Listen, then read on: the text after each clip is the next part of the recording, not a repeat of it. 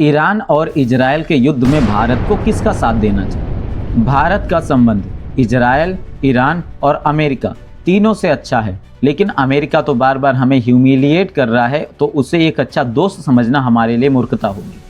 अब बचे ईरान और इजरायल। तो ईरान से हमारी दोस्ती बहुत पुरानी है, हमारी सभ्यताएं एक्सचेंज होती आई हैं।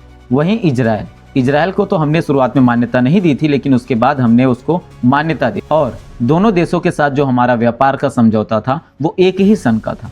ईरान हमें तेल आयात करता है सस्ते दरों पर, साथ में ही हमें मिडल ईस्ट में जाने के लिए रास्ता भी देता है। उसने अपना चाबहार बंदरगाह हमें दे दिया था, जबकि पाकिस्तान, चीन उसके खिलाफ थे। उसके बावजूद उनसे लड़ करके उसने हमें अपना चाबहार बंदरगाह दे दिया।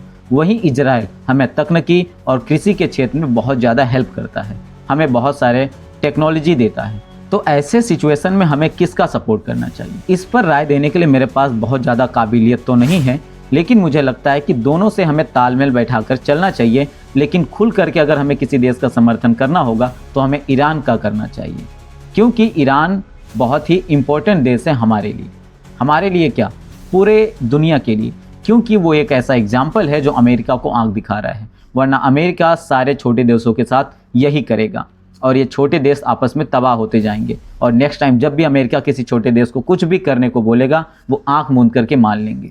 और साथ में ही ईरान का भारत से बहुत भरोसा है, उसे लगता है कि भारत को उसका साथ देना चाहिए। और आपने अभी देखा कि ईरान ने हमारे यानी भारत में चल रहे एक नेवी समारोह में उसने अपना एक जहाज भेजा, जिसको अमेरिका ने मार के गिरा दिया। और कहाँ गिराया? हिंद महासागर में। हिंद महासागर किसका है? हमारा है, हम ऐसा क्लेम करते हैं।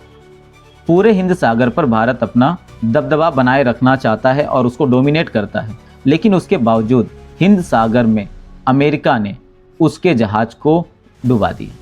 वो चाहता तो ईरान के पास जब वो जहाज पहुंचता तब भी डुबा सकता था, लेकिन उसने ऐसा नहीं किया। क्यों ऐसा नहीं किया? क्योंकि वो यह संदेश देना चाहता था उसकी रडार से कोई भी दूर नहीं है, चाहे वो भारत हो चाहे ईरान हो।